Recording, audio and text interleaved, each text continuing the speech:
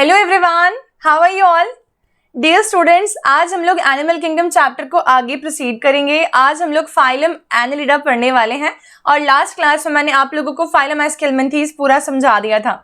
ठीक है, अब मैं आप लोगों को कुछ एक बात बता देती हूँ। जो बच्चे यहाँ पर इस पर्टिकुलर चैनल पे नए नए हैं, ठीक है, वो लोग प्लीज मेरे ग्रेविटी सर्कल बायोलॉजी चैनल को सब्सक्राइब करना ना भूलें and try to share the channel as well as the lecture videos to your friends as well, ताकि वो लोग भी इस पर्टिकुलर इंफॉर्मेशन से थोड़ा सा नॉलेज गैदर कर सकें और उनके भी वो इन्फॉर्मेशन काम आए क्लास 11th और 12th की तैयारी करने में। उनको YouTube जैसे प्लेटफॉर्म से एक अच्छे चैनल से मदद मिल सके। ठीक है, तो this is the basic concept that we are trying promote the free education all over the India in the best possible manner with all the possible visualisation and every possible concept should be clear.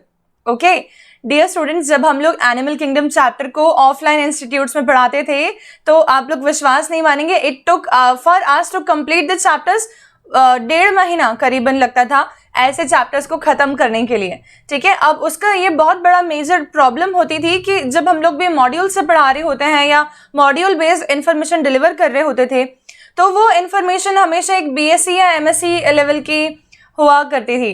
ठीक है, और इतनी information NEET के अंदर नहीं पूछी जाती है और यहाँ पर कोई बहुत बड़े ब्लंडर मिस्टेक्स होते हैं। जब तैयारी करते समय हमें सिलेक्टिविटी का नहीं पता कि हमें कितना पढ़ना है और हमें कितना एक्स्ट्रा नॉलेज जो फालतू का हमें मिल रहा है अभी उसके रिक्वायरमेंट नहीं है। ठीक है, नॉलेज कभी भी बुरा नहीं होता है। मैं कभी ये नहीं बोलूंगी कि कोई ज्यादा पढ़ा रहा है तो वो कुछ बुरा कर रहा है। ठीक है, because the person is delivering some knowledge and knowledge is always going to help you all. But अभी हमें नीट की तैयारी के समय सिलेक्टिविटी की बहुत रिक्वायरमेंट होती है, क्योंकि आप लोग पढ़ रहे होते हो बायोलॉजी, आप पढ़ रहे होते हो केमिस्ट्री, आप लोग पढ़ रहे होते हो फिजिक्स। इसके अलावा 12th वाले बच्चों की और भी जो रेगुलर करिकुलम के सब्जेक्ट्स होते हैं वो लोग भी पढ़ रहे होते हैं। ठीक है, तो बेसिकली क्या होता है, इन्फॉर्मेशन अगर बहुत ही ज्यादा मिल रही है और वो आपके लिए रेलेवेंट नहीं है अभी फिलहाल इस पर्टिकुलर मोमेंट ऑफ टाइम पे, तो कहीं ना कहीं वो एक प्रॉब्लम क्रिएट करेगी। और वो प्रॉब्लम ये होगी कि हमारे पास में बैकलॉग नाम की एक जो बहुत बड़ी डेंजरस समस्या है आजकल के जनरेशन में, वो इकट्ठी होती जाएगी। ठीक है, एक पहाड़ बनता जाएगा पूरा का पूरा और उस पहाड़ को क्लियर करना जो है वो एकदम नामुमकिन सा हो जाता है अगर वो पहाड़ थोड़ा बड़ा हो गया तो। ठीक है, तो कोशिश ये करें कि जितना आप लोगों को पढ़ाया जा रहा है इतनी इंफॉर्मेशन को ध्यान रखें। ठीक है, इससे ज्यादा पढ़ने की रिक्वायरमेंट नहीं है जितना मैं पढ़ा रही हूँ। आई एम 101% श्योर आप लोगों का एक भी क्वेश्चन इसके बाहर नहीं जाएगा जितना कि मैंने आप लोगों को पढ़ाया है। ठीक है, तो please trust on your teacher right now, please trust on your teacher right now and just gather that much information which I am trying to provide you all with the help of notes and visual imagination and the explanation as well. ठीक है, तो चलो चालू करते हैं हम लोग phylum Annelida पढ़ना। अब इस पर्टिकुलर फाइलम की खासियत क्या है? ठीक है, डेफिनेटली एस्केल्मेंथीज के बाद आया है तो उनसे थोड़ा एडवांस होगा, वेरी सिंपल। ठीक है, फाइलम एनालिडा के अंदर जो वर्ड रूट है हम उसको थोड़ा सा समझ लेते हैं। यहाँ पर जो ये वर्ड एनालिडा आया है इसमें बेसिकली ये जो वर्ड है ये बहुत इंपॉर्टेंट है। ठीक है, और इस वर्ड का मतलब होता है एन्युलस और एन्युलस वर्ड बेसिकली मीन करता है रिंग्स। ठीक है, दैट सिंपली मीन्स कि एक ऐसा ऑर्गेनिज्म जिसकी बॉडी में रिंग्स प्रेजेंट है। अब बेसिकली किस प्रकार के रिंग्स हैं, तो हमें ये बोलना है कि इस ऑर्गेनिज्म की बॉडी के अंदर सेगमेंट ही सेगमेंट है और सारी की सारी सेगमेंट्स ऐसा कुछ अपीयरेंस देते हैं कि एक सेगमेंट एक रिंग है, दूसरा सेगमेंट दूसरा रिंग है, और when we join the complete segments, okay, then we get the complete organism.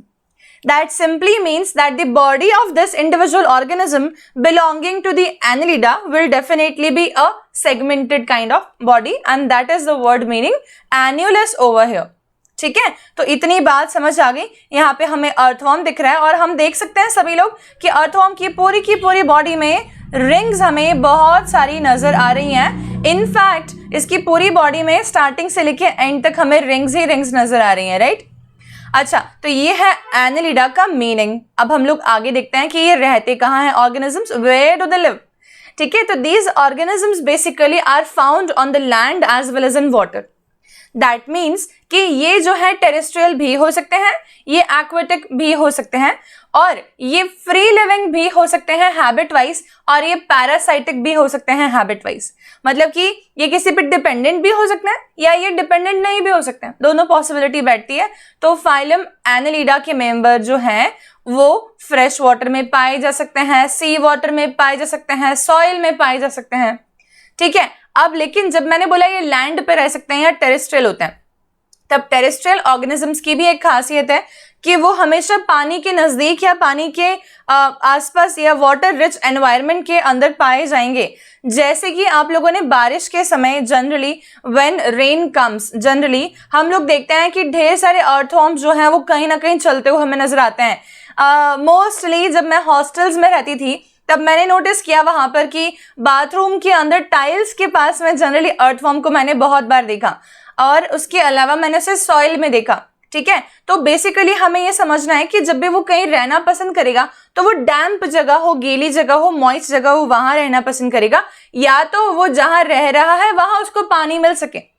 ठीक है, क्यों? इसका रीजन ये है क्योंकि ये हमेशा अपनी आउटर मोस्ट कवरिंग जो रहती है इनकी बॉडी के, क्यूटिकल जो रहती है इनकी बॉडी की, या स्किन जिसको हम लोग बोलते हैं, उसको ये लोग मॉइस्ट रखना प्रेफर करते हैं, क्योंकि मॉइस्टनेस के कारण ही ये लोग रेस्पायर कर पाएंगे, और ये हम लोग अभी रेस्पिरेशन वाले पोर्शन में देखने वाले हैं।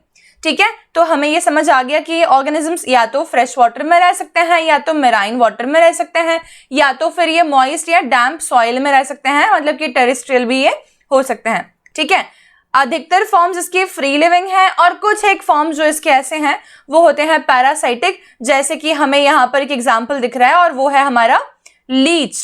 ठीक है, तो लीचेस जो रहती हैं, लीच को हिंदी में जोंक बोलते हैं, और ये जो है जाके चिपक जाती है। ठीक है, तो लीच जो रहती है बेसिकली पैरासाइटिक होती है कैटल्स के ऊपर, और भी बहुत सारे ऑर्गेनिजम्स के ऊपर लीचेस जो है पैरासाइटिक की तरह रहती हैं, पैरासाइटिक की तरह बॉडी के ऊपर रहती हैं। तो क्या मैं ये बोल सकती हूँ कि ये लीचेस जो है ये एंडो पैरासाइट नहीं, बल्कि ये बाहर रह रही है, बॉडी पर चिपक के रह रही है, तो ये एक्सो पैरासाइट हो गई।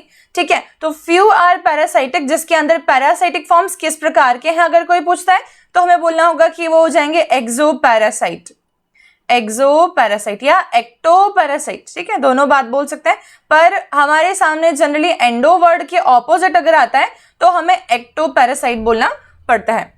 ठीक है, तो these are some of the concepts which हमें समझ आने चाहिए कि हैबिटेट क्या क्या है।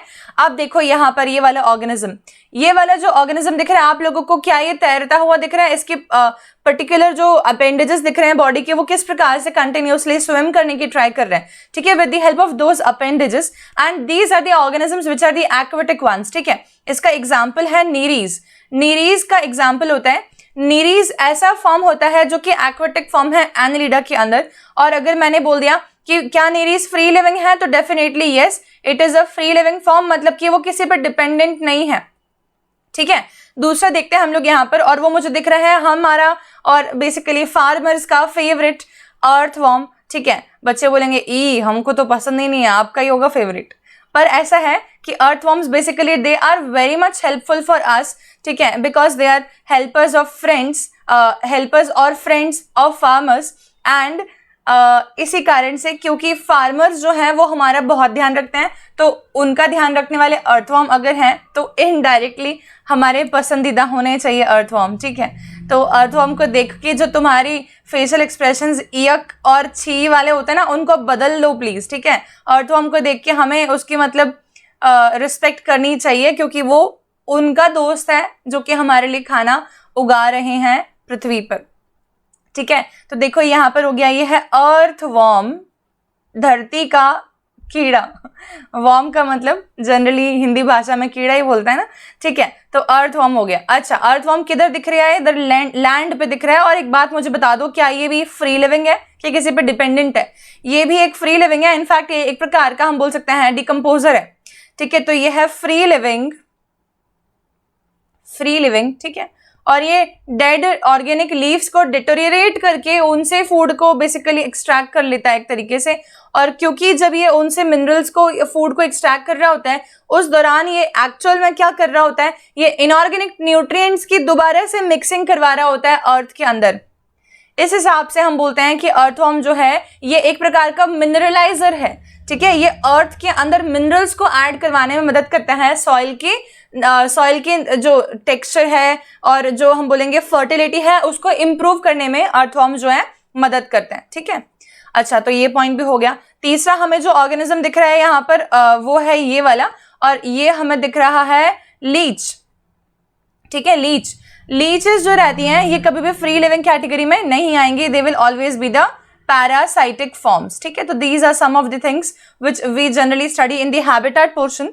नाउ सेकंड पॉइंट देखते हैं, metameric segmentation which is the characteristics of we can say all the annelids, ठीक है। सारे के सारे एनालिडा जो मेंबर्स हैं उन सभी के पास में मेटामेरिक सेगमेंटेशन की काबिलियत होती है। Now what is metameric segmentation? तो ये वाला पॉइंट मैं आप लोगों को हालांकि फर्स्ट और second lecture of the basis of classification में समझा चुकी हूँ, फिर भी बता रही हूँ, ध्यान से सुनना जिन बच्चों ने नहीं देखा वो लेक्चर, कि मेटामेरिक सेगमेंटेशन का मतलब होता है the body is divided externally, ठीक है, accompanied by the internal divisions of the body, ठीक है, with repetition of some of the muscles और सम ऑफ द ऑर्गन्स। ये एक पूरी डेफिनेशन होती है मेटामेरिक सेगमेंटेशन। जब भी हमें डिफाइन करना होता है तो हमें बोलना होता है कि बाहरी भी डिवीजन है, अंदरूनी भी डिवीजन है, और जब अंदरूनी डिवीजन है तो वहां पर कुछ एक मसल या वहां पर कुछ एक ऑर्गन का कंटिन्यूअस रिपीटेशन हो रहा है अगर, तो इस प्रकार के डिवीजन ऑफ बॉडी को हम लोग बोलते हैं metameric segmentation of body. Is this very clear to everyone? तो यहां देखो, यहां पर अगर मैंने कहा इसकी बॉडी एक्सटर्नली डिवाइडेड है और ये ऑर्गेनिज्म है नीरीज, ठीक है, तो मुझे प्लीज बताओ कि क्या यहाँ पर आप लोगों को पैरापोडिया दिख रहे हैं? ये मतलब अपेंडेजेस दिख रहे हैं पैरापोडिया। अब मुझे बताओ क्या पैरापोडिया हमारे ऑलमोस्ट सारे के सारे साइड्स में प्रेजेंट हैं, दिख रहे हैं, ठीक है, सारे सेगमेंट में प्रेजेंट है, इधर भी है इधर भी है, मतलब कि राइट और लेफ्ट दोनों साइड पे। क्या ये सीरियल रिपीटेशन आउटसाइड में हुआ? ठीक है, इसी प्रकार से इनकी बॉडी के अंदर की तरफ जो है excretory organs, excretory structures, nephridia, क्या नाम है उसका? नेफ्रीडिया।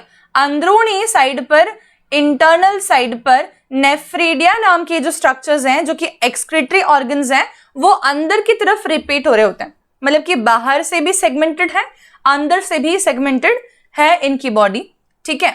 इनकी बॉडी के अंदर जनरली ये सेगमेंट्स के कारण से ग्रूव्स बन जाते हैं, मतलब मान लो कि एक सेगमेंट के बाद दूसरा सेगमेंट है तो बीच में एक लाइन पड़ जाती है, ठीक है, और उस लाइन के कारण से इनकी बॉडी रिंग लाइक दिखती है और हम उसको बोलते हैं एन्यूलाई, और इसीलिए इनको बोलते हैं एनेलिडा, ठीक है, डन। तो देखो, annelids are characterised by metameric segmentation, body is divided externally by ring like grooves, ठीक है, and internally by the transverse septa, अंदर भी डिवीजन इनके होते हैं और वो सेप्टा जो रहते हैं वो अलग अलग ऑर्गन्स को रिपीट होने की पॉसिबिलिटी प्रदान करते हैं, चेम्बर बना देते हैं अंदर, ठीक है, ओके, डन, इतना हुआ। अब देखो यहाँ पर इसके अंदर सेगमेंट्स की जब भी बात करते हैं तो पहले की टाइम में सिलेबस जो क्लास 11 का होता था उसके अंदर हमारे पास 3 ऑर्गेनिजम्स इंपॉर्टेंट थे, कॉकरोच था, अर्थवर्म था और फ्रॉग था, ठीक है। और अभी लास्ट ईयर जो था, लास्ट ईयर भी बोल सकते हैं हम लोग, कॉकरोच अकेला पढ़ना होता था, फ्रॉग और अर्थवर्म का जो है कॉन्टेक्स्ट हटा दिया गया, मत पढ़ो, ठीक है, ऐसा बोल दिया नीट के लिए। हाँ, 11th क्लास में पढ़ते थे फिर भी, लेकिन 11th में भी लास्ट ईयर हटा दिया गया, मतलब कि एनसीईआरटी में होने के बावजूद भी वो उसको पढ़ाना नहीं है, कॉकरोच पढ़ना है बस, अर्थवर्म फ्रॉग नहीं पढ़ना है।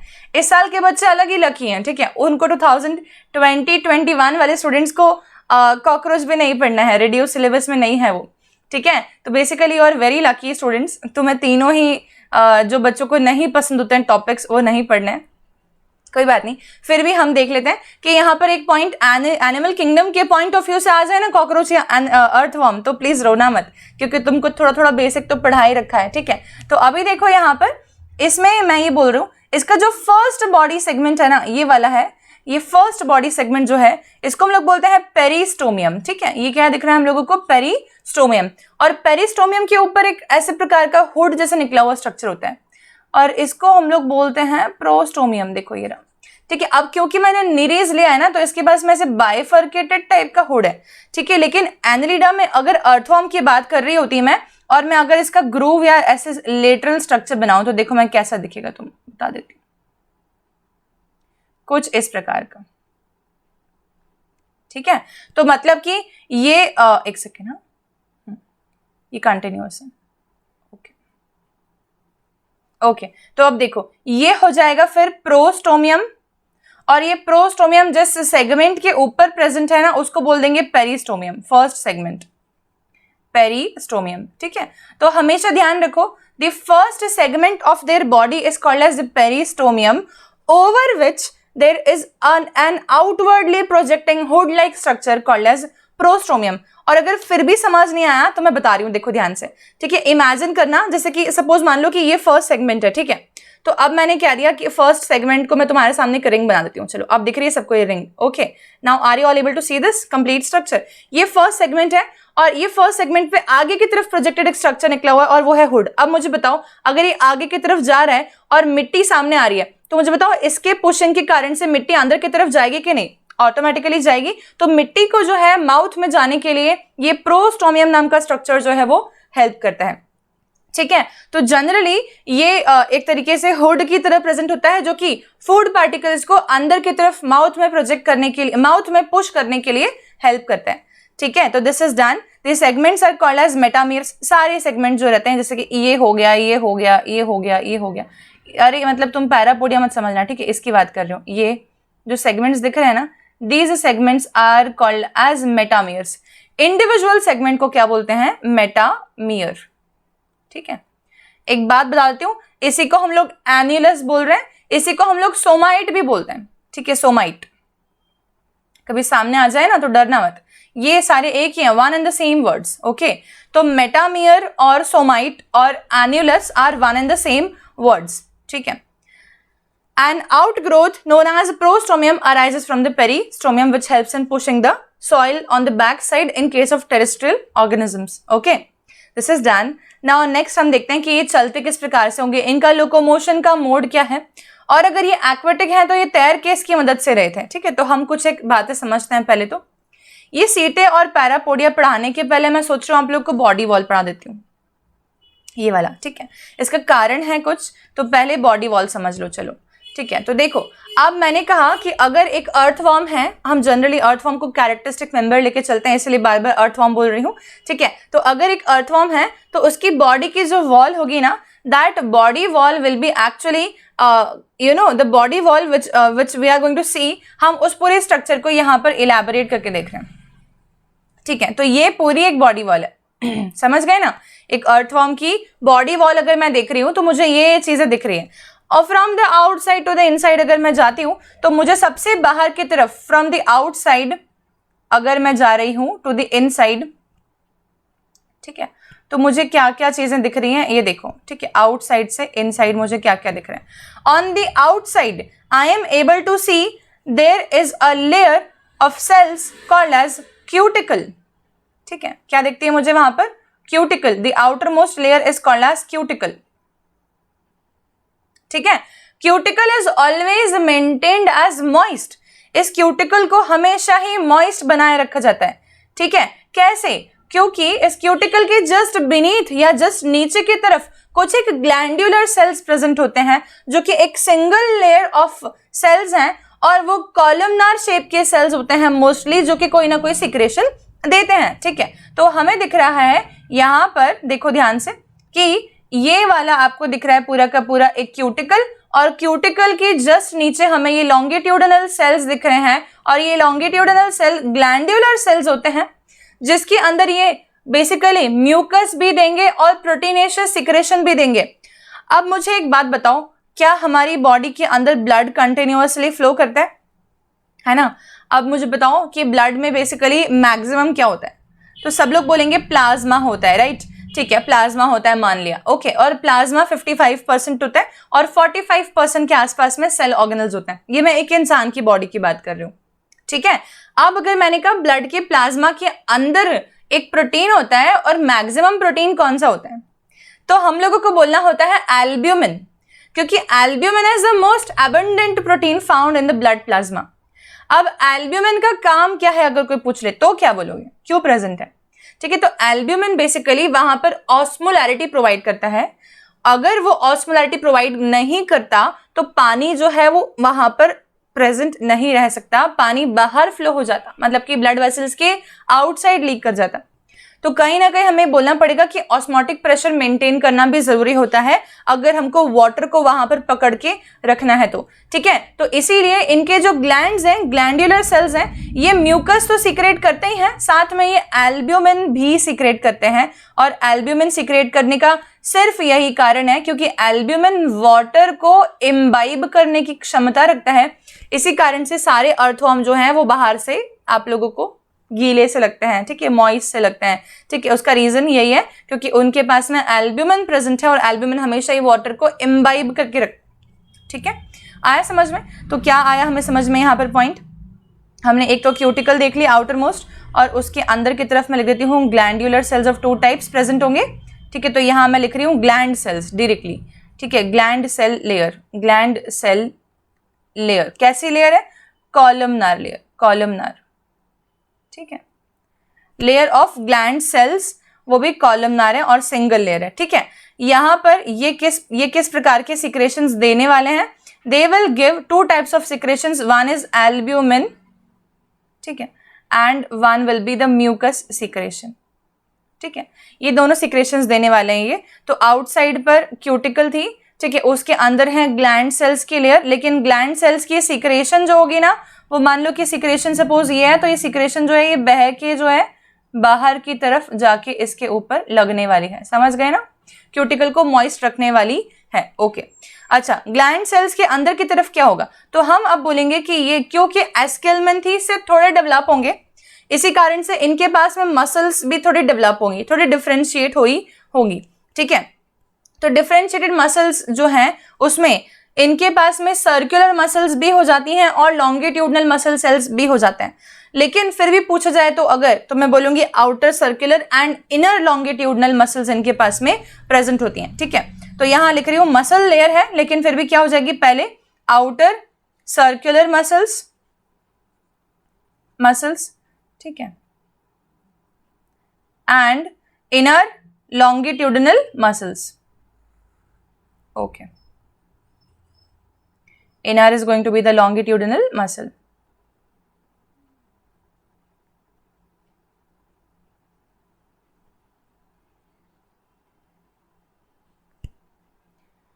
ठीक है, इतना आया समझ सभी लोगों को? Done, this much is well understood by everyone over here right now, ठीक है, ओके ग्रेट। मैं अपने मन से ही ओके ग्रेट बोल देती हूँ, मुझे लगता है कि तुम्हें समझ आ रहा होगा, ठीक है। चलो, तो ये आउट टू इनसाइड जा रहे थे अपन, और फिर इसके बाद में अब एनसीईआरटी को थोड़ा ध्यान रखना पड़ेगा ना, इसलिए आउटर सर्कुलर, इनर लॉन्गिट्यूडनल, इतना ध्यान रख लो बस। एनसीईआरटी यही बोलती है क्योंकि, ठीक है। इसके बाद देखते हैं, इसके बाद अंदर की तरफ क्या होगा? इनकी सीलोमिक फ्लूइड प्रेजेंट होगी, ठीक है। तो मतलब हमें इतना ही देखना है बस लेयर, क्योंकि हम लोग बॉडी वॉल की बात कर रहे हैं, तो बॉडी वॉल इतनी है। इसके बाद अंदर की तरफ कैविटी आ जाएगी, कैविटी को सीलोम बोलेंगे, और सीलोम के अंदर भरा हुआ होगा सीलोमिक फ्लूइड, वेरी सिंपल, ठीक है। तो देखो, the body wall consist of thin and moist and non cellular cuticle. अच्छा, ठीक है, OMG, okay, really sorry for this, क्योंकि मैंने यहाँ पर बार बार मुझे ऐसे याद आ रहा है कि मैंने क्यूटिकुलर सेल्स बोले हैं, लेकिन ये क्यूटिकल जो है ग्लाइकोप्रोटीनेशियस लेयर होती है बच्चा लोग, ठीक है। It is not cellular layer, I am really sorry for the mistake, ठीक है, कोई बात नहीं, इसको समझ लो। यहाँ पर वापस से रिकरेक्ट कर देती हूँ, cuticle is always going to be a non cellular and glycoproteinaceous layer, ठीक है। ग्लाइकोप्रोटीन की बनी हुई एक लेयर होती है, ठीक है, non cellular glycoproteinaceous layer which is always kept as moist, ठीक है। फिर उसके बाद आती है सिंगल लेयर एपिडर्मिस, जो कि हमने देख ली, और फिर सर्कुलर एंड लॉन्गिट्यूडनल मसल्स, ठीक है। सिंगल लेयर एपिडर्मिस मतलब कि ग्लैंडुलर सेल्स, ठीक है। फिर सर्कुलर और longitudinal muscles, they smooth muscles, ये दोनों के दोनों मसल्स किस प्रकार की हैं? They are going to be smooth muscles, ठीक है। स्मूथ मसल्स हैं मतलब कि बेसिकली इनका अपीयरेंस स्मूथ आएगा, इसमें हमारे पास में जो है स्ट्राइएशंस की प्रेजेंस नहीं देखने को मिलने वाली, ठीक है। This is all body wall के बारे में, दिस इज डन, ठीक है। तो हमें क्या क्या पॉइंट समझ में आया बता दो। हमें समझ में आया कि इनकी बॉडी वॉल में आउटर मोस्ट क्यूटिकल होती है, जो कि एक ग्लाइकोप्रोटीनेशियस लेयर होती है, जिसके जस्ट बीनीथ एक सिंगल लेयर एपिडर्मिस होती है, और एपिडर्मिस के अंदर कॉलमनार सेल्स होते हैं मेनली, जो कि ग्लैंड्यूलर नेचर के होते हैं। वो म्यूकस और एल्ब्यूमिन ग्लैंड्स के सिक्रेशंस को ऊपर की तरफ प्रोजेक्ट कर देते हैं, ठीक है, ताकि वो क्यूटिकल पे हमेशा स्प्रेड रहे। और इनके जस्ट नीचे हो जाती है हमारे पास में एक सर्कुलर मसल की लेयर, और उसकी जस्ट नीचे हो जाती है एक लॉन्गिट्यूडनल मसल की लेयर। इतनी टोटल 4 लेयर्स जो है हमें एनेलिडा के अंदर समझनी है, जहां पर हमें ये पॉइंट जरूर ध्यान रखना है कि इनके पास में सर्कुलर भी होती है और लॉन्गिट्यूडनल मसल्स भी होती हैं। ये एडवांस हो गए कंपैरेटिवली, ठीक है। This is done. एक पॉइंट और समझ लो, अगर मैंने बोला होता, क्या इसमें भी अगर मैंने बोला होता कि बहुत एडवांस कोई ऑर्गेनिज्म है क्या जिसके पास में थोड़ी ज्यादा ही लेयर्स हों, ठीक है, तो अब मैं तुमको बताती हूँ एक और ऑर्गेनिज्म, और उसका नाम है हिरोडिनेरिया, ठीक है, उसका नाम है हिरोडिनेरिया, जिसको हम लोग बोलते हैं लीच। तो जो लीचेस होती हैं उनके पास में एक अलग बात होती है। वो अलग बात क्या है? उनके पास में आउटर लॉन्गिट्यूडनल, सॉरी एक मिनट है ना, आउटर सर्कुलर, ऑफ कोर्स, ठीक है, आउटर सर्कुलर, मिडिल लॉन्गिट्यूडनल, ठीक है, एंड इनर मोस्ट उनके पास अलग ही होती है, और वो होती है oblique muscle layer, inner most oblique muscle fibre layer, मतलब कि टेढ़े प्रेजेंट है, ठीक है, oblique muscle fibre layer. Okay, तो कैसे हो जाएगी उसके पास समझना, सर्कुलर सर्कुलर सर्कुलर सर्कुलर, ठीक है, longitudinal longitudinal longitudinal longitudinal, oblique oblique oblique oblique oblique oblique oblique, ऐसे, ठीक है। तो इस प्रकार से 3 मसल्स हो जाएंगे उसके पास, आउटर मोस्ट सर्कुलर, ठीक है, मिडिल लॉन्गिट्यूडनल और inner most oblique muscle layer. ज्यादा ही मसल्स नहीं है इसके पास, ठीक है। इसको एडवांटेज क्यों मिला है? क्योंकि इसके पास में और दूसरे लोकोमोटरी अपेंडेजेस नहीं होंगे, ठीक है, इसीलिए हिरोडिनेरिया या लीच को एडवांटेज एक्स्ट्रा में मिला हुआ है कि उसके पास में एक एक्स्ट्रा मसल का सेट है, एक एक्स्ट्रा मसल की लेयर है, और उसके पास में नहीं प्रेजेंट होते हैं लोकोमोटरी अपेंडेजेस कोई से भी, ना तो सीटे होंगे ना ही पैरापोडिया होंगे, जो कि हम अभी देखने वाले हैं, ठीक है। तो देखो अब क्या होता है, अर्थवॉर्म या जनरली जितने भी हमारे एनेलिडा के मेंबर्स हैं, सभी के पास में एक स्ट्रक्चर पर्टिकुलरली लोकोमोटरी प्रेजेंट हो सकता है, जिसको बोलते हैं सीटे, ठीक है। और इसकी क्लासिफिकेशन भी उसी के बेसिस पे होती है। मैं नाम बताती हूँ, देखना सुनना, पॉलीकेट ऐसा बोलते हैं, पॉलीकेट्स, ठीक है। ये केट का मतलब होता है सीटे, मतलब कि ढेर सारे सीटे वाला क्लास है एक, ठीक है। फिर एक क्लास होती है इनकी, उसका नाम होता है ऑलिगोकेट, मतलब कि ऑलिगो मतलब फ्यू, केट मतलब कि सीटे, फ्यू सीटे वाले। ऐसे करते हुए नामकरण क्लासेस के सीटे के बेसिस पे हैं, ठीक है।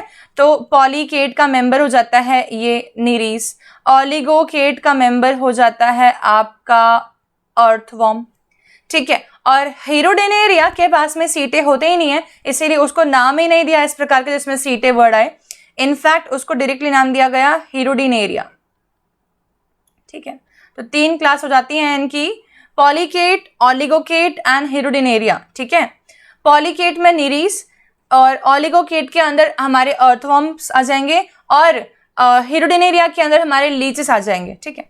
देखो तो सीटे किस प्रकार का स्ट्रक्चर होता है, तो अब मैं अगर आपको एक सिंगल रिंग बना के बताती हूँ, जैसे मान लो कि ये एक रिंग है एन्युलस, ये एक दूसरा रिंग है एन्युलस, तो ये रिंग मान लो, और रिंग की हर कॉर्नर पे, मतलब कि पूरे राउंड के ऊपर हेयर लाइक स्ट्रक्चर्स प्रेजेंट होंगे, इसको हम बोलते हैं सीटे।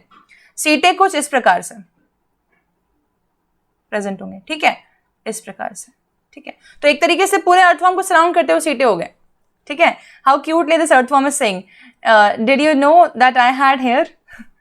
तुम लोग तो मुझे ऐसे ही समझ लेते हो, ठीक है, इतना भी अवॉइड मत करो, मेरे पास में भी लोकोमोटरी अपेंडेजेस हैं, सीटे हैं, ठीक है। देखो तो सीटे कुछ इस प्रकार से प्रेजेंट होते हैं। आया समझ में क्या सभी को, जिसमें जूम करके बताया उन्होंने हेयर को यहाँ पर?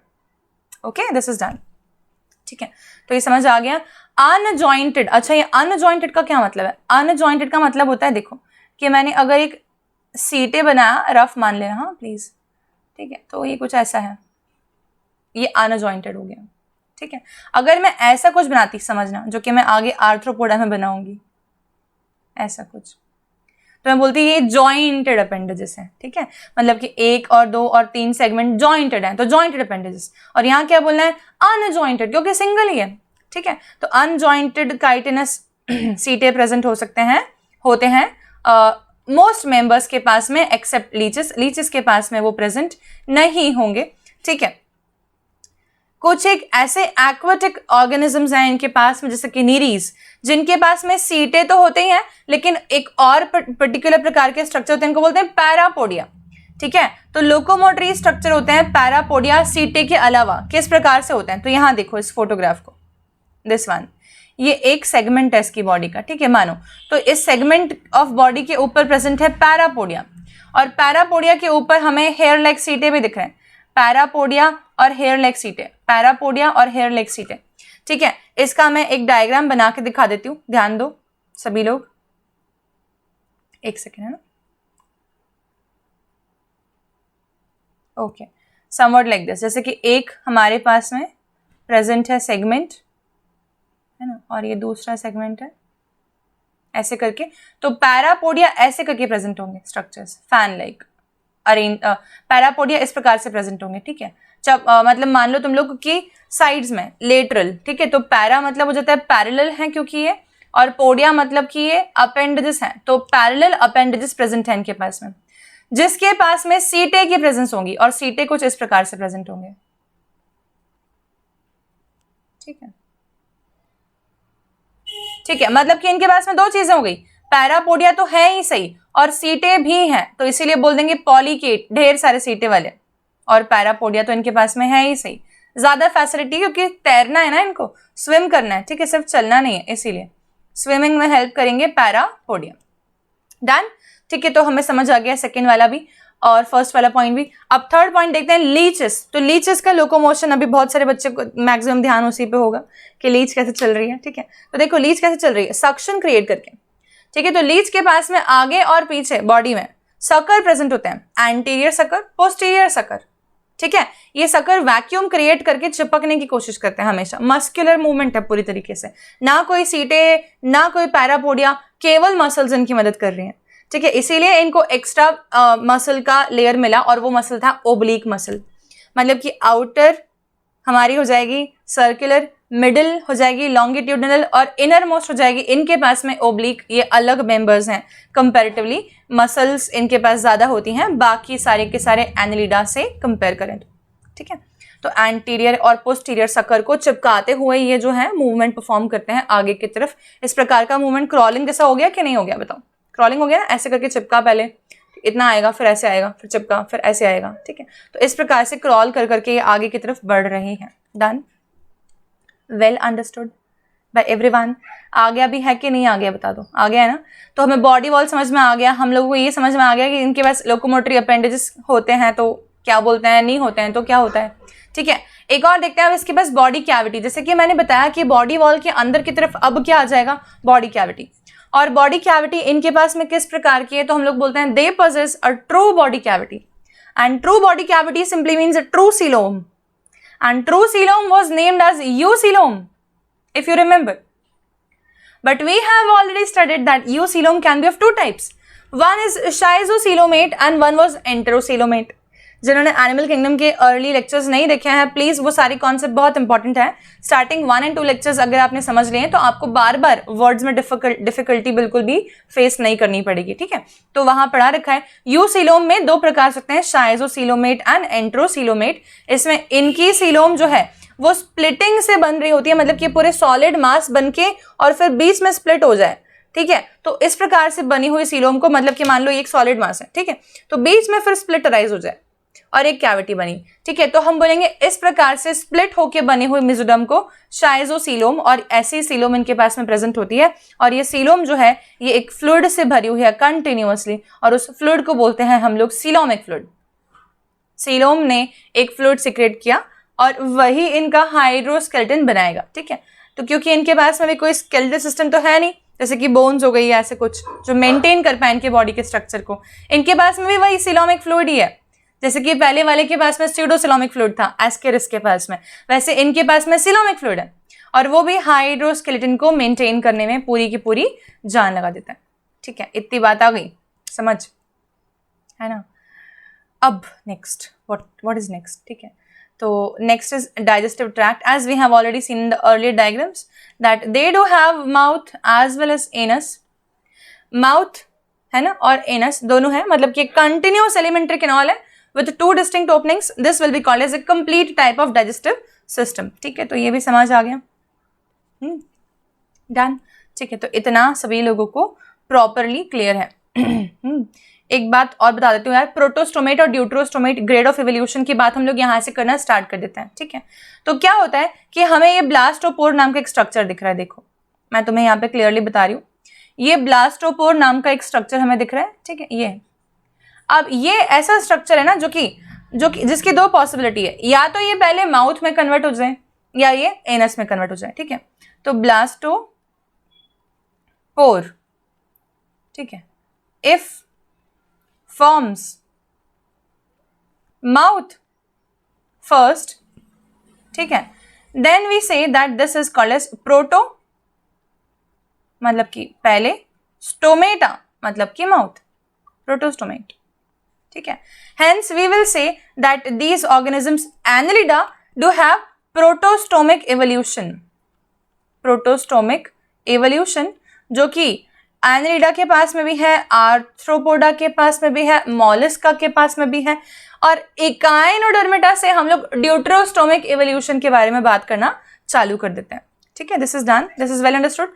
अब नेक्स्ट देखते हैं रेस्पिरेटरी ऑर्गन कि क्या इनके पास में कोई स्पेसिफिक अलग से रेस्पिरेटरी ऑर्गन प्रेजेंट है कि नहीं है, और फिर से बॉडी के अंदर डायरेक्टली ऑक्सीजन आ रही है और CO2 डायरेक्टली बाहर जा रही है, वही वाला केस है, ठीक है। तो इन्होंने एक स्किन की लेयर को मॉइस्ट बना के रखा था, थोड़ी देर पहले हमने देखा। एटमॉस्फेयर में जितनी भी ऑक्सीजन है वो डिजोल्व, मतलब जितनी भी सारी नहीं पहुंच जाएगी, मालूम पड़ा हम सब निपट चुके, सिर्फ अर्थवॉर्म जिंदा है। ऑक्सीजन जो है इनके आसपास के एरिया में है, वो धीरे धीरे करके इनके मॉइस्ट क्यूटिकल में जाएगी और डिजोल्व होगी, और डिजोल्व होकर इनकी बॉडी के अंदर पहुंचेगी, ठीक है। तो इसीलिए इनके रेस्पिरेशन का मोड हो जाएगा via cuticle, thereby we will say that it is skin accommodated respiration. We can say cutaneous respiration is the mode of respiration in all the annelids mostly, ठीक है। चलो इतना हो गया। समझ आ रहा है कि हवा में जा रहा है सब कुछ, है?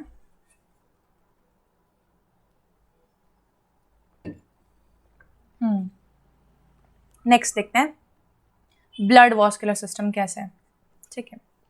अब यहाँ पर ये एक ऐसा टॉपिक है जो कि एनेलिडा के अंदर और आर्थ्रोपोडा के अंदर बहुत इंपॉर्टेंट है, ठीक है।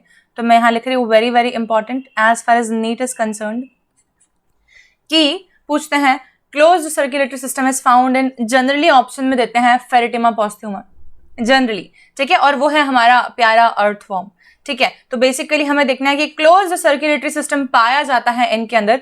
क्लोज्ड का मतलब हो जाएगा कि इनके पास में हार्ट की प्रेजेंस एब्सेंस तो होगी, डेफिनेटली ब्लड वेसल्स भी होंगी, पर इनके पास में क्या होगा, अ क्लोज सिस्टम, मतलब कि ब्लड कैपिलरी सिस्टम इनके पास में प्रेजेंट होगा, कैपिलरीज प्रेजेंट, ठीक है। And blood does not comes outside the vessels, ठीक है। तो blood flows in we can say tubes, ठीक है, of varying diameter, ठीक है, and does not comes in direct contact with the body tissues, ठीक है।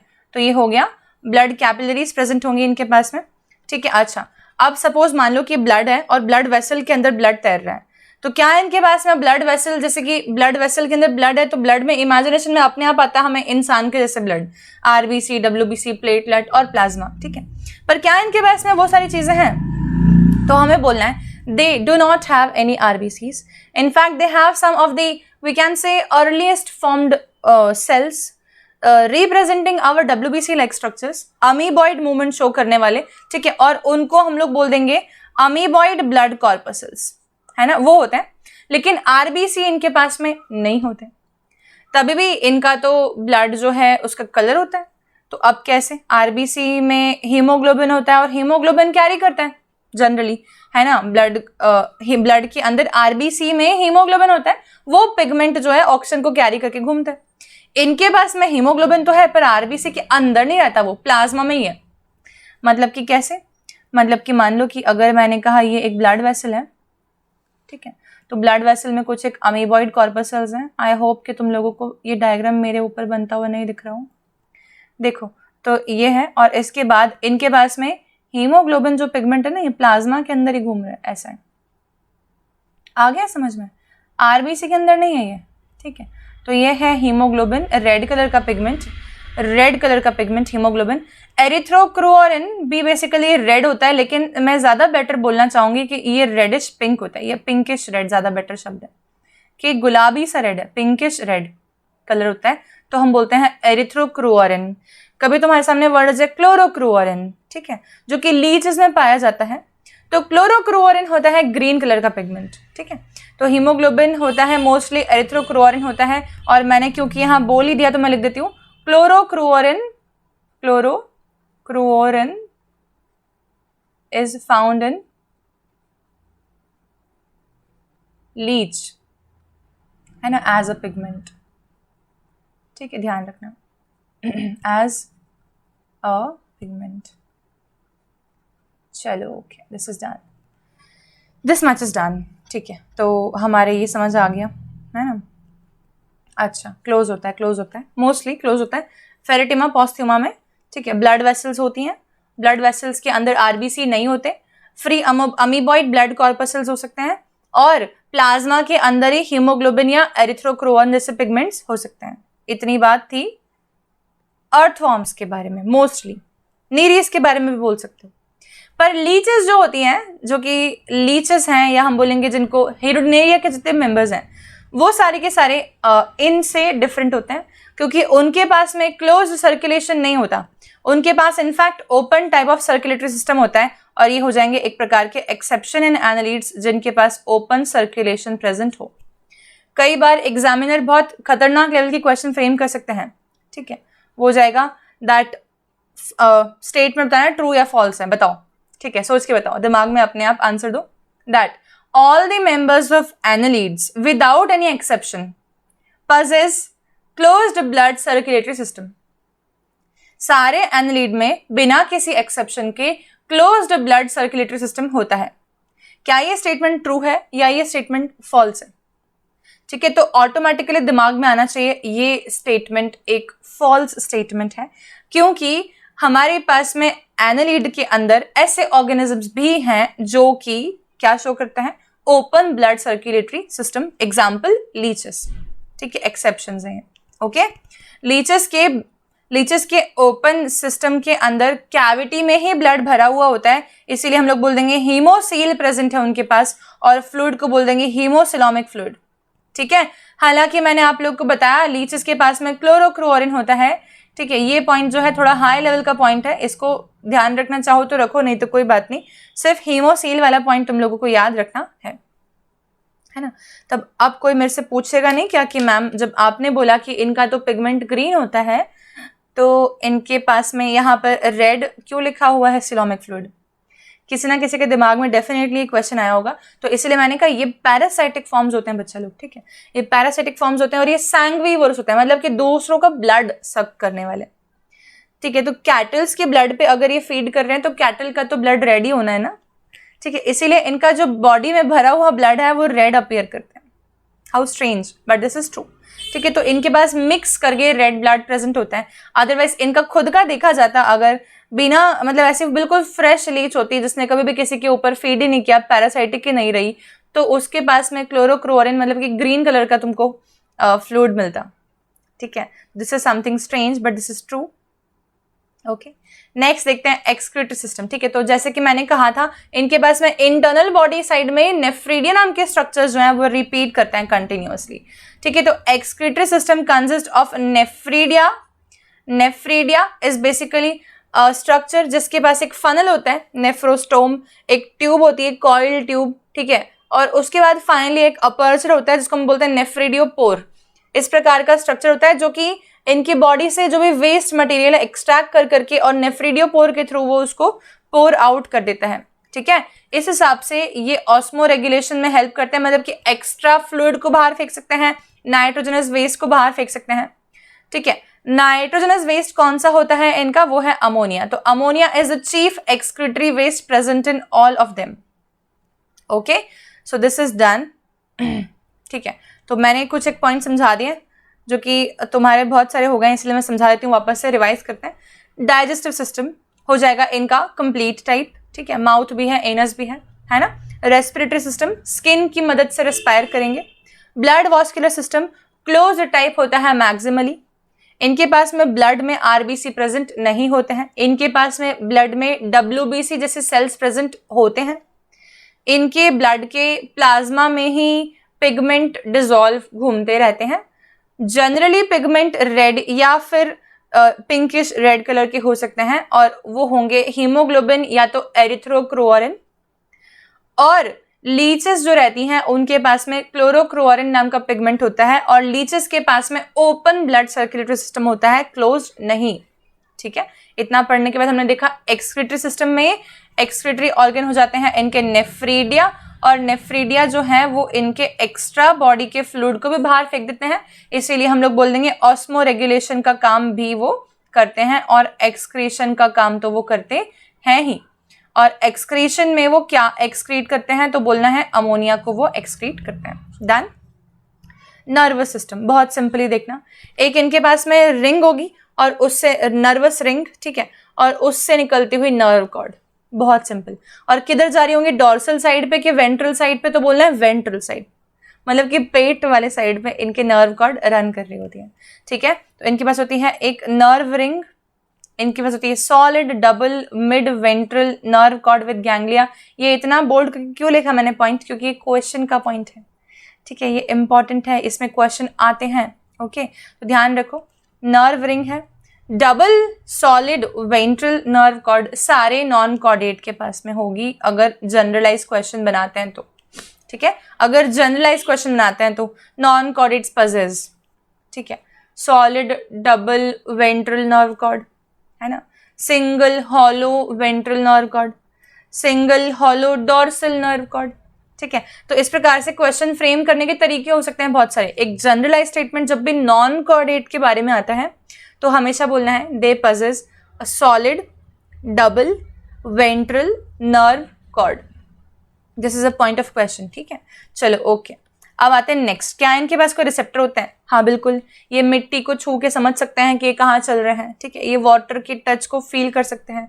इनके पास में डेफिनेटली टेक्टाइल मतलब कि टच सेंसिटिव रिसेप्टर होते हैं। ये खाते हैं सिलेक्टिव फूड, पत्तियों को डिकम्पोज कर रहे होते हैं। इनके पास में होते हैं टेस्ट सेंसिंग रिसेप्टर्स, गस्टेटो रिसेप्टर्स। ठीक है, ये जनरली छांव में रहना पसंद करते हैं, धूप में नहीं रहते हैं, तो इनकी बॉडी जो है वो सेंस कर सकती है धूप छांव के अंतर को। इनके पास में होते हैं फोटो रिसेप्टर्स जो कि लाइट के प्रति सेंसिटिवनेस शो करते हैं, अंधेरे में रहना ये पसंद करते हैं। आंखें नहीं होती इनकी, ठीक है, लेकिन फोटो रिसेप्टर सेल्स इनके पास में प्रेजेंट होते हैं। इनके पास में कुछ एक फॉर्म्स के पास बैलेंसिंग ऑर्गन भी होता है, वो ऑब्वियसली एक्वेटिक फॉर्म्स के पास में होगा, जैसे कि नीरीज के पास में। नीरीज को बैलेंस करना पड़ता होगा पानी में। ठीक है, दिस इज डन। तो हमें समझ आ गया कि रिसेप्टर्स कौन कौन से। अब लास्ट आता है पॉइंट रिप्रोडक्शन का। तो रिप्रोडक्शन में हमें देखना है कि क्या इनकी बॉडी में मेल और फीमेल डिस्टिंक्ट होते हैं, कि वो कंबाइनली प्रेजेंट होते हैं गोनाड सेम बॉडी में। ठीक है, तो हमें जानना है, समझना पड़ेगा कि इनके पास में दोनों फॉर्म्स प्रेजेंट हो सकते हैं। जहाँ पर इनके जो बाइसेक्सुअल फॉर्म्स हैं उसमें मतलब कि हर्माफ्रोडाइट ऑर्गेनिजम्स जो हैं उसमें एग्जाम्पल आ जाते हैं हमारे पास में अर्थवॉर्म्स एंड लीचेस। ठीक है, अर्थवॉर्म्स एंड लीचेस ये होते हैं बाइसेक्सुअल। ठीक है, और यूनिसेक्सुअल फॉर्म्स में अगर बात करी जाए तो इनके पास में हो जाते हैं यूनिसेक्सुअल नीरीज। ठीक है, Nereis. Okay, so this is done and understood. Okay, अभी ये हमें समझ आ गया कि यूनिसेक्सुअल भी हो जाएंगे और बाइसेक्सुअल फॉर्म्स भी इनके पास में प्रेजेंट होते हैं। अब डेवलपमेंट कैसे होगा, मतलब कि क्या डेवलपमेंट जो है इनके उसमें लार्वा आएगा कि नहीं आएगा। ठीक है, तो हमें फिर से जानना पड़ेगा कि दोनों पॉसिबिलिटी हो सकती है। तो development can be direct, development can be indirect. ठीक है, मोस्टली डायरेक्ट होता है, मतलब कि फिर से अब इसमें अर्थवॉर्म और लीच के जितने भी मेंबर्स हैं उन सबके पास में कोई लार्वा नहीं होता तो डायरेक्ट। लेकिन नीरीज वाले के पास में लार्वा होता है तो हमको क्या बोलना पड़ेगा, डेवलपमेंट इज इनडायरेक्ट। और इनडायरेक्ट डेवलपमेंट में लार्वा का कोई नाम भी होता है क्या? Of course. और ये लार्वा का नाम बिल्कुल रट लेना, क्योंकि कारण है मॉलस्का के अंदर भी ये वाला लार्वा हमारे सामने आएगा, और लार्वा का नाम है ट्रोकोफोर लार्वा। ट्रोकोफोर लार्वा, ठीक है। तो ट्रोकोफोर लार्वा प्रेजेंट होता है नेरीज में, बाकी में डायरेक्ट डेवलपमेंट होता है, मतलब कि लार्वा की इन्वॉल्वमेंट नहीं है। अब क्योंकि हमने बोला कि ये बायसेक्सुअल ऑर्गेनिजम्स होते हैं, तो हमें ये भी पॉइंट समझना पड़ेगा कि क्या ये सेल्फ फर्टिलाइजेशन कर लेते हैं, मतलब कि सेम बॉडी में गैमीट्स साथ में प्रोड्यूस हो गए, फर्टिलाइज हो गए सेम ही बॉडी में, एक ही पेरेंट की रिक्वायरमेंट बैठी। ऐसा नहीं है, ठीक है। इनमें फिर से रिक्वायरमेंट बैठेगी दो ऑर्गेनिजम्स की, क्योंकि फर्टिलाइजेशन होता तो है पर उसमें दो पेरेंट्स की रिक्वायरमेंट इसीलिए क्योंकि फर्टिलाइजेशन होता है क्रॉस, सेल्फ नहीं, ठीक है। तो हम देख सकते हैं यहाँ पर एक अर्थवॉर्म दिख रहा है हम लोगों को, ठीक है, और ये दूसरा अर्थवॉर्म दिख रहा है, ये एक अर्थवॉर्म दिख रहा है और ये दूसरा अर्थवॉर्म दिख रहा है, और इनके बीच में mutual exchange of male gametes हो रहा है अभी फिलहाल, ठीक है। ये mutual exchange of male gametes कर रहे हैं। they are giving their male gametes to the another one and receiving on the other hand male gametes from the another one, ठीक है। ऐसा क्यों कर रहे होंगे? ये ऐसा इसीलिए कर रहे होंगे क्योंकि अर्थवॉर्म के अंदर फिर से प्रोटो एंड्री कंडीशन प्रेजेंट होती है, मतलब कि मेल गैमीट पहले बन जाता है, फीमेल गैमीट बाद में बनता है, ठीक है। तो प्रोटो एंड्री कंडीशन के कारण से ये लोगों को क्रॉस फर्टिलाइजेशन करना पड़ता है, हेंस क्रॉस फर्टिलाइजेशन, ठीक है। इतना आ गया। चलो अब देख लेते हैं कि किस प्रकार से गैमीट एक्सचेंज ये लोग करते होंगे। तो अब लाइफ साइकिल ऑफ अर्थवॉर्म हालांकि कभी भी नहीं पूछा जाएगा तुमसे क्वेश्चन, लेकिन एक जनरल कॉन्सेप्ट समझने के पर्पज से मैं ये छोटा सा टॉपिक है 1-2 मिनट का समझ लेते हैं, ठीक है। क्या होता है कि मेल और फीमेल जो हैं ये गैमीट्स का एक्सचेंज करते हैं म्यूचुअली, जहां पर दोनों के दोनों अर्थवॉर्म जो है स्पर्म रिसीव कर लेंगे, ठीक है। स्पर्म रिसीव कर लेंगे और स्पर्म को स्टोर कर लेंगे एक पर्टिकुलर स्पेशलाइज्ड अपैरेटस में, जिसको हम लोग बोलते हैं स्पर्मैथिका, ठीक है। तो स्पर्मैथिका के अंदर स्पर्म्स स्टोर हो जाते हैं, ठीक है। स्पर्मैथिका टोटल कितने होते हैं? 4 पेयर होते हैं, 4 पेयर स्पर्मैथिका इनके पास में प्रेजेंट होते हैं, ठीक है। 5, 6, 6, 7, 7, 8, 8, 9 पे इनकी ओपनिंग्स होती हैं, पोर होते हैं, मतलब कि ये उसके अंदर गैमीट्स को ट्रांसफर करके और उन बैग लाइक स्ट्रक्चर्स, मतलब कि स्पर्मैथिका में स्पर्म को स्टोर करवा के रख देते हैं, ठीक है। अब क्या होता है, फीमेल सिस्टम जब डेवलप हो गया तब सेकेंडरी oocyte बनेगा, सिंपल बात है, ठीक है। तो अब ये क्या करते हैं, फीमेल सिस्टम होता है इनका 14 से 16 सेगमेंट के बीच में, कहीं देखो कहाँ होता है, 14 से 16 सेगमेंट के बीच में कहीं इनका फीमेल सिस्टम यहाँ पर कहीं प्रेजेंट होता है, और 14 से 16 के बीच में ही इनका ककून बनते हैं। तब क्या करते हैं, ककून बनाते हैं, ठीक है, समझना, ककून बनाया, ककून के अंदर उन्होंने फीमेल oocyte को डाल दिया और ककून को आगे की तरफ खिसकाना चालू किया, ठीक है। ककून आगे खिसक रहा है, जब आगे खिसक रहा है ककून मतलब कि हेड की तरफ, तब 5, 6, 7, 8 वाले सेगमेंट में स्पर्मैथिका थे, वहां से स्पर्म भी रिलीज कर देंगे ककून में, मतलब कि ककून में क्या क्या आ गया, ककून में आ गया सेकेंडरी oocyte, ककून में क्या आ गया, स्पर्म, सेकेंडरी oocyte भी ककून में आ गया, ठीक है, प्लस स्पर्म भी कहाँ आ गया, ककून में आ गया, स्पर्म्स। तब ये सब इस ककून में प्रेजेंट है। अच्छा, तो फर्टिलाइज कहाँ हो रहे हैं, बॉडी के अंदर के बॉडी के बाहर, ककून के अंदर, ककून के अंदर, ठीक है। तो इसीलिए क्या बोलेंगे हम लोग, फर्टिलाइजेशन कैसा हो गया इनका फर्टिलाइजेशन हो गया एक्सटर्नल फर्टिलाइजेशन। आया समझ में, क्योंकि वो कहाँ हो रहा है, ककून में। ककून को पिंच ऑफ करके बॉडी के बाहर ही रिलीज कर देंगे। इस प्रकार से ककून बहुत सारे मिट्टी के अंदर होते हैं। ककून लाइट ब्राउन से रेड कलर के हो सकते हैं, ब्राउनिश रेड अपीयरेंस के ककून्स रहते हैं, और ककून जो है वो हैच होके उससे अर्थवॉर्म निकलते हैं, ठीक है। तो ये अर्थवॉर्म्स फिर निकलते हैं, फिर ये मिट्टी के अंदर ही बड़े होते हैं। बड़े होने के बाद में ये जुवेनाइल स्टेज में रहते हैं, ठीक है, मतलब कि बचपना इनका। उसके बाद फिर ये मैच्योरिटी अचीव करते हैं। मैच्योरिटी अचीव करते समय अडल्ट जब बनते हैं तब इनके पास ककून बनने की पॉसिबिलिटी बैठती है, ठीक है। फिर इस प्रकार से गैमीट एक्सचेंज दोबारा से करके फिर साइकिल कंटिन्यूस चलती रहती है। साइकिल नहीं है ये हालांकि यहाँ, पर इनका जनरेशन का साइकिल तो ऐसे ही है, क्योंकि इनको ऐसे ही रिप्रोड्यूस करना पड़ेगा। Is this clear to everyone? ठीक है, तो क्या समझ में आया रिप्रोडक्शन के अंदर? समझ में ही आया कि हालांकि गोनैड्स दोनों ही सेम बॉडी में प्रेजेंट हो सकते हैं, मतलब कि मेल गोनैड्स भी और फीमेल गोनैड्स भी एक ही अर्थवॉर्म में प्रेजेंट हो सकते हैं, लेकिन तब भी मेल गोनैड्स क्योंकि पहले मैच्योर हो जाते हैं, इसीलिए गैमीट का ट्रांसफर करके उनको किसी सेफ जगह पे रखना ये एक इंपॉर्टेंट पैरामीटर रहता है। तो दो अर्थवॉर्म म्यूचुअली स्पर्म्स को एक्सचेंज करके स्पर्मेथिका नाम के स्टोरेज बैग्स के अंदर स्पर्म को स्टोर करके रख लेते हैं। फिर जब फीमेल रिप्रोडक्टिव सिस्टम मैच्योर होता है कुछ एक दिनों के अंदर ही, तब ककून फॉर्मेशन चालू होता है।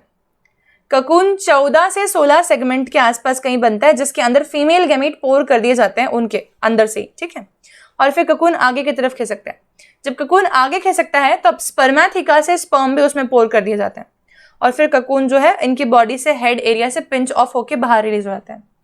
ककून के अंदर सेकेंडरी ओसाइटोस्पर्म होते हैं और वो ककून में फर्टिलाइज हो रहे होते हैं, इसीलिए हम लोग बोलते हैं फर्टिलाइजेशन बॉडी के बाहर हो रहा है, क्योंकि वो ककून के अंदर हो रहा है, और इसीलिए बोलते हैं एक्सटर्नल फर्टिलाइजेशन, ठीक है।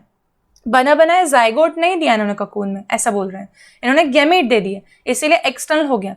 और फिर फाइनली ककून जब हैच होता है तब उससे फिर स्मॉलर अर्थवॉर्म्स निकलते हैं, जो कि फिर जुवेनाइल स्टेज में रहते हैं, फिर एडल्टहुड अटेन करते हैं, ठीक है। सो this is all about the reproduction cycle of earthworm. अब हम एक और पॉइंट देख लेते हैं, वो है नीरीज, ठीक है। तो नीरीज के अंदर एक पॉइंट जो कि इंपॉर्टेंट हो सकता है वही होता है, नीरीज जब सेक्सुअल मैच्योरिटी अटेन करता है तब नीरीज की बॉडी थोड़ी डिफरेंट हो जाती है, बॉडी थोड़ी सी डिफरेंट हो जाती है, ठीक है। बॉडी डिफरेंट कैसे हो जाती है कि उसकी बॉडी दो भागों में डिवाइड हो जाती है, एक हो जाती है एटोक और एक हो जाती है एपिटोक। इसमें क्या है, इसमें ये होता है कि जो एपिटोक एरिया है ना, यहाँ पर जो ये अपेंडेजेस हैं इसके पैरापोडिया, ये थोड़े से डिफरेंट हो जाएंगे। इसमें ये पैरापोडिया जो है इस पे सीटे का अरेंजमेंट कुछ इस प्रकार से हो जाएगा, फैन शेप, ठीक है। और जो ऊपर के एटोक एरिया में है ना, उसमें पैरापोडिया की साइज थोड़ी छोटी होगी और सीटें कुछ इस प्रकार से प्रेजेंट है, ठीक है। तो हमें क्या समझ में आया कि यहाँ पर हमने देखा पैरापोडिया बड़े हो गए, पैरापोडिया ने साइज बड़ा कर लिया, और सीटें फैन शेप के हो गए, ठीक है। ऐसा क्यों हो रहा होगा? ऐसा इसलिए हो रहा है कि पैरापोडिया एक काम नहीं बल्कि दो काम कर सकता है। पहले तो लोकोमोट कर सकता है, तो लोकोमोशन फास्ट होगा इनका पानी के अंदर, ठीक है। और दूसरा वो ऑक्सीजन की गैदरिंग भी कर सकता है, तो O2 सप्लाई को बॉडी में इंक्रीज करा देगा, ठीक है। अब क्या होगा, ये फास्ट तैरेंगे, ठीक है। अब मैंने कहा नीरीज तो अलग अलग होते हैं ना, मेल अलग है फीमेल अलग है, तो नीरीज फीमेल तैर रही होगी, नीरीज मेल तैर रहा होगा।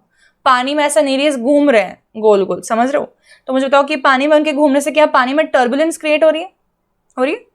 जितना फास्ट ये घूमेंगे ना उतना ज्यादा टर्बुलेंस ये पानी में क्रिएट कर पाएंगे, और उस टर्बुलेंस के अंदर ही अपने गैमीट रिलीज कर देंगे, और गैमीट्स पानी में जो है वो फ्यूज होंगे, और हम बोलेंगे एक्सटर्नल फर्टिलाइजेशन हो रहा है, ठीक है। तो ये हुई बात पूरी, समझ आ गया? This is Nereis. नीरीज में सेक्सुअल स्टेज को बोलते हैं हेटेरोनीरीज, ठीक है। जनरली नीरीज सिंपल और प्लेन दिखता है, लेकिन जब वो हेटेरोनीरीज में होता है, मतलब कि अपने सेक्सुअल स्टेज में होता है, तब उसके पैरापोडिया डिफरेंट हो जाते हैं, ऊपर की बॉडी में अलग और पीछे की बॉडी में अलग, ठीक है। This is done. This example is actually the leech Hirudo. मैंने कैटल लीच नहीं लिया, मैंने हिरुडिनेरिया नहीं करा, मैंने हिरुडो बोला। हिरुडो होती है मेडिसिनल लीच, ठीक है। एग्जाम्पल देख रहे हैं हम लोग, एक फोटोग्राफ, मेडिसिनल लीच। ये क्या है? बेसिकली कभी कभार इन लीचेस का इस्तेमाल जो है वो क्लिनिकल यूज में किया जाता है, थेरेपी के फॉर्म में, ठीक है। जैसे कि सांप काट गया, पहले के लोगों को जहर चला गया बॉडी में एक कोई जगह पर, है ना, तो वो क्या करते थे, लीचेस को चिपका देते थे उस जगह पे, ताकि लीचेस वहाँ के एरिया का पूरा ब्लड जो है खींच लें, और इस हिसाब से लीचेस मरती जाती थी, तो ढेर सारी लीचेस चिपकाते थे ताकि और लीचेस ब्लड ले लें उस जगह का, है ना। तो बेसिकली क्या हो गया, एक प्रकार का मेडिसिनल यूज हो गया ये, कि लीचेस जो है वो मददगार साबित हो सकती हैं ब्लड निकालने में, अगर ब्लड में कोई इम्प्योरिटी या टॉक्सिन आ गया है तो। इसीलिए हिरुडो को बोलते थे मेडिसिनल लीच, अभी भी बोलते हैं। हालांकि लीचेस का यूज जो है वो इतना प्रोमिनेंट अब आज के ज़माने में नहीं है, ठीक है। सो दिस इज ऑल। अब हमने क्या क्या देख लिया, देख लो। मैंने बता दिया तुम लोग को पूरे के पूरे एनालिडा के अंदर 3 क्लास होती हैं और 3 क्लासेस में हमने एग्जाम्पल्स भी देख लिए हैं सारे। क्लास 1 का नाम होता है पॉलीकेट, पॉलीकेट में एग्जाम्पल होता है नीरीज, ठीक है। क्लास 2 का एग्जाम्पल होता है और नाम होता है ऑलिगोकेट, और ऑलिगोकेट में एग्जाम्पल होता है अर्थवॉर्म्स, और अर्थवॉर्म का नाम होता है फेरेटिमा। क्या नाम होता है? फेरेटिमा पोस्थ्यूमा, इसका पूरा नाम लिख दिया मैंने, फेरेटिमा पोस्थ्यूमा, ठीक है, जिसको हम लोग बोलते हैं अर्थवॉर्म। अर्थवॉर्म के और भी बहुत सारे टाइप्स हो सकते हैं, साउथ इंडियन अर्थवॉर्म और यूरोपियन अर्थवॉर्म, ठीक है, जिसके नाम काफ़ी सारे आ सकते हैं, पर रिक्वायर्ड नहीं है इतना पढ़ना, सिर्फ इतना ध्यान रखना कि फेरेटिमा पोस्थ्यूमा हमें ध्यान रखना है, ठीक है। और तीसरा फिर भी अगर आप लोग चाहो तो मैं लिख देती हूँ यहाँ पर, देखो लुम्ब्रिकस नाम का भी हो सकता है, ये लुम्ब्रिकस होता है यूरोपियन अर्थवॉर्म, यूरोपियन अर्थवॉर्म, ठीक है। और मेगास्कोलेक्स नाम का अर्थवॉर्म होता है साउथ इंडियन अर्थवॉर्म, ठीक है, साउथ इंडियन लिखा है SI, समझ जाना, ठीक है, साउथ इंडियन अर्थवॉर्म, ओके, चलो इतना काफ़ी है बस, ठीक है। और फिर लास्ट में देखा हिरुडिनेरिया, और इसके अंदर मेंबर्स में हिरुडो लीच आ सकती है, ठीक है, हिरुडिनेरिया, ठीक है, जिसमें हिरुडीनिया करके आती है, उसको बोलते हैं कैटल लीच, और हिरुडो मतलब कि मेडिसिनल लीच, ठीक है, चलो okay. So this is done, this is complete, chapter Annelida is done. Okay, now I would just request each and everybody of you, please try to read the NCERT's photograph also, since it is mandatory revision, ठीक है। जितना मैंने तुमको पढ़ाया ना पूरा NCERT से पढ़ोगे, पूरा क्लियर हो जाएगा आपकी, अच्छा ये पढ़ाया था, ठीक है। चलो अब नेक्स्ट क्लास में मिलते हैं हम लोग। By the way please meanwhile channel को सब्सक्राइब करना ना भूलें अगर आप मेरा वीडियो देख रहे हैं तो, और अगर आप हो सके तो अपने फ्रेंड्स ग्रुप में भी इन वीडियो लेक्चर्स को शेयर करें, ताकि ज़्यादा से ज़्यादा बच्चे अच्छी एजुकेशन का प्रिविलेज प्राप्त कर पाएँ। So bye everybody, now we will meet in the very next lecture.